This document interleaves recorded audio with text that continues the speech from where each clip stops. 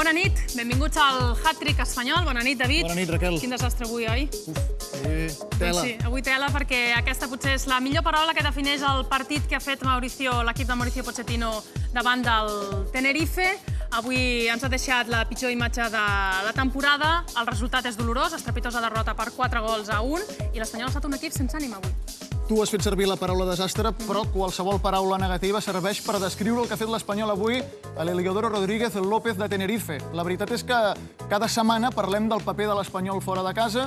Realment és un paper dolent el que està fent, però la derrota d'avui va molt més enllà d'aquest trist paper d'aquesta temporada. Doncs sí, l'Espanyol continua fent ostentació d'aquest sobrenom que moltes vegades hem dit, equip aspirina. Avui s'ha tornat a repetir la història i, de fet, és que s'ha fet un pas enrere en l'objectiu d'aconseguir quan abans millor la permanència de primera. Analitzarem tot plegat per què s'ha produït aquesta derrota a l'Heliodoro Rodríguez i ho parlarem amb el nostre convidat d'avui, amb l'Àngel Morales. Avui era la tarda perfecta per allunyar-se del patiment, deixar-lo a 11 punts, però amb el que ha fet l'Espanyol avui al camp del Tenerife, l'únic que ha fet és apropar-s'hi una mica més i col·locar-se ara a 5 punts del descens. La veritat és que la gent de l'Espanyol, els seguidors de l'Espanyol avui estan molt indignats i amb tota la raó del món.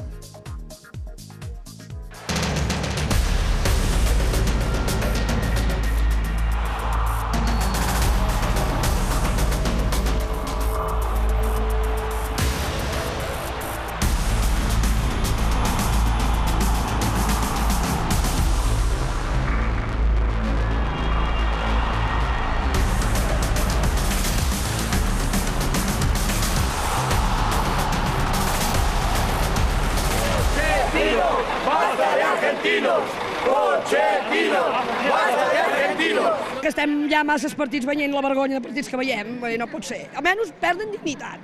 O sigui, crear ocasions, acostar-se a porta, lo normal, no sé, el que es fa al futbol. I ja fa masses partits que no veiem res. Volem que això millori, perquè això no pot ser, no podem anar així. Ens estem deixant la pell per desplaçar-nos a molts quilòmetres de casa i sembla que ens prenguin el peu. No hi ha contestació. El que ha passat avui, tal com ha dit el míster, no hi ha cap tipus d'excusa i ara seria molt fàcil que jo digués qualsevol cosa, però com que no la penso, el que no penso no ho penso dir. Eren molt clares aquestes opinions dels aficionats de l'Espanyol que s'han desplaçat avui cap a les Canàries. Eren representants de la penya blanquiblava de la Garrotxa, molt enfadats. I avui, enfadats, hem de donar la bona nit al nostre convidat, a l'Àngel Morales. Em sap greu que hagis vingut en aquestes circumstàncies, però bé, avui tens una missió gairebé impossible per ajudar-nos a esbrinar per què hem vist avui el pitjor espanyol de la temporada. Estàs d'acord? Home, com a mínim el resultat i el rival contra el que jugava doncs sí que fa que sigui un dels pitjors moments de la temporada. Bé, temps tindrem també de repassar el teu pas pel club, perquè també volem recordar bons temps i ser una mica positius, però abans, el resum del partit. Sí, la veritat és que ho deia molt bé aquesta senyora, perdre amb dignitat. Nosaltres, quan fem aquest programa, la Raquel i jo, cada temporada sortim aquí sabent que hi haurà molts dies que haurem de parlar de derrota. La gent de l'Espanyol, els seguidors de l'Espanyol, han après a conviure amb la derrota, per desgràcia. Però una cosa és perdre i una altra és el que ha passat avui al camp del Tenerife, que ha estat bastant greu, la veritat. Avui tornava a la convocatòria Raúl Tamudo, més de 3 mesos després, però no ha gaudit de cap minut. Pochettino ha decidit no fer-lo servir. Ha fet 2 canvis avui Pochettino.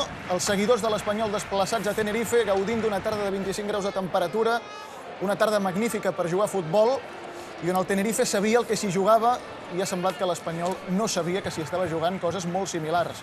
Pochettino, abans de començar el partit, Ja li feia mal al coll. i les primeres oportunitats a càrrec del conjunt local, amb aquest xut d'Ayoce, que avui ha fet un autèntic partidàs, fent lluir a Carlos Kameni, un míssil que ha aconseguit refusar el porter de l'Espanyol. Anava a porteria, era la primera oportunitat de perill només començar el partit. Una altra vegada Ayoce la penja a l'interior de l'àrea, buscant un rematador, però una vegada més s'avança Carlos Kameni per evitar que cap jugador del Tenerife pugui rematar aquesta pilota. Tot això havien ja jugat els primers minuts del partit els homes de l'Espanyol i encara no havien passat del mig camp. Més ocasions, aquesta claríssima per Alfaro. Una vegada més, qui xuta el córner? Ayoce. I una vegada més Alfaro rematant sol des del punt de penal. Mal endèmica aquesta temporada, les jugades a pilota aturada. I després encara li torna a caure la pilota i no aconsegueix posar-la dins de la porteria per ben poc. Primera oportunitat de l'Espanyol. Arriba Chica fins a la línia de fons, buscarà aquesta centrada a la frontal. S'estorben Joan Verdú i Fernando Marquès i la pilota l'acaba refusant la defensa del Tenerife. Estava encara l'Espanyol fora del partit, Pochettino fent que no amb el cap, I tant. molt simptomàtic aquest gest, perquè, repetim, eren els primers minuts de partit i en aquesta jugada arribarà el primer gol del Tenerife, un gol d'autèntica mala sort, però tots compten. No ha estat a pilota aturada aquesta vegada, Gol en pròpia porta, però ha estat un gol... Primer li han atorgat a Richie, però després l'acte sembla que serà finalment Moisés, l'home que ha marcat el gol en pròpia porta. Veiem a la repetició que la pilota clarament se n'anava fora 2 o 3 pams, però toquen el cos de Moisés, despista Kameni, la pilota acaba entrant dins de la porteria. Primer gol del Tenerife, l'Espanyol que no despertava, moments de joc dur.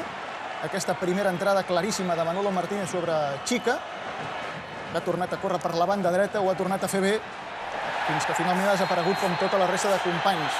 Després aquesta entrada de Nico Pareja sobre Ricardo, que aquí sí que ha vist la targeta groga, no l'ha vist Manolo Martínez, per exemple, però això són anècdotes d'aquest partit que l'Espanyol ha jugat a Tenerife. Cop de cap, una vegada més a pilota aturada, una vegada més a Iose la posava, i en aquest cas era Richie qui rematava del cap a les mans de Carlos Kameni. La millor jugada de l'Espanyol, probablement, en aquesta primera part. L'única jugada encara lluny. Fernando Marqués la posa per Osvaldo, i Osvaldo, tal com li cau, l'empalma amb la dreta i la pilota se'n va fora.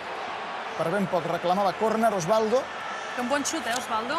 Sí, una bona dreta la d'Osvaldo.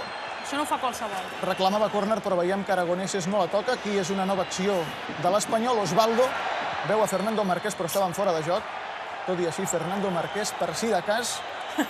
Acabava el xut, no? Acabava el xut, definia bé, però veiem com era un fora de joc claríssim del jugador de l'Espanyol. Més accions a pilota aturada pel Tenerife.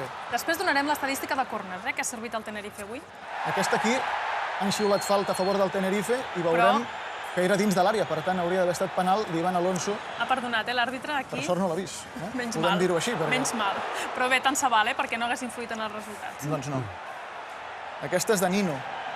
També Nino ha tingut les seves oportunitats i ha acabat marcant 2 gols. El seu xut s'ha anat fora i finalment s'ha acabat la primera part. Hem vist les cares dels jugadors de l'Espanyol.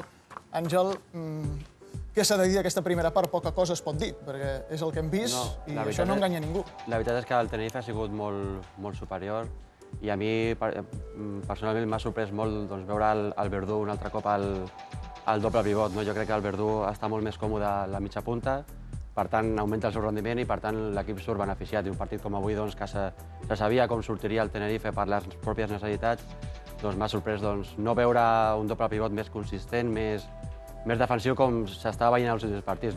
Tenim la baixada del Javi Márquez, però... Molt important, s'ha notat molt. És a dir, tu potser veies més jugar amb Baena i Moisés d'entrada i col·locar a Joan Verdú de mitja punta. Sí, ja et dic, jo per els partits que he vist, el Joan és un gran jugador, però on més rendeix és a la mitja punta i últimament, als últims partits, l'equip s'havia consolidat d'aquesta manera, amb el doble pivot Javi Márquez-Baena, ara amb el Moi recuperat i el Verdú per davant. M'ha sorprès i aquí és on a la primera part el Tenerife ens ha guanyat la partida. Doncs hem buscat també alguna cosa positiva d'aquesta primera part i com a destacat i per enèsima vegada en aquest programa avui ens hem de fixar en qui, ho saps? Sí, tant si ho sé. En Carlos Kameni, el porter de l'Espanyol, que ha evitat que el disgust en aquesta primera part fos més gran. Totes les ocasions, com aquesta a la sortida d'un córner i aquest fort xut, ara ho dic, de Lloce. Ha estat un autèntic malson aquest jugador per l'Espanyol avui per Kameni i gairebé totes les jugades a pilota aturada de córners han fet que Kameni es lluís. Àngel, sort de Kameni en aquesta primera part, no? Sí, avui i tota la temporada. La veritat és que de les darreres 2 o 3 temporades els pilars que mantenien l'equip i que van mantenir l'equip molt amunt i van portar una final de la UEFA, una Copa, és l'únic que de moment s'està salvant per les circumstàncies i la veritat és que es pot dir ben alt que tenim molta sort de tenir el Carlos com a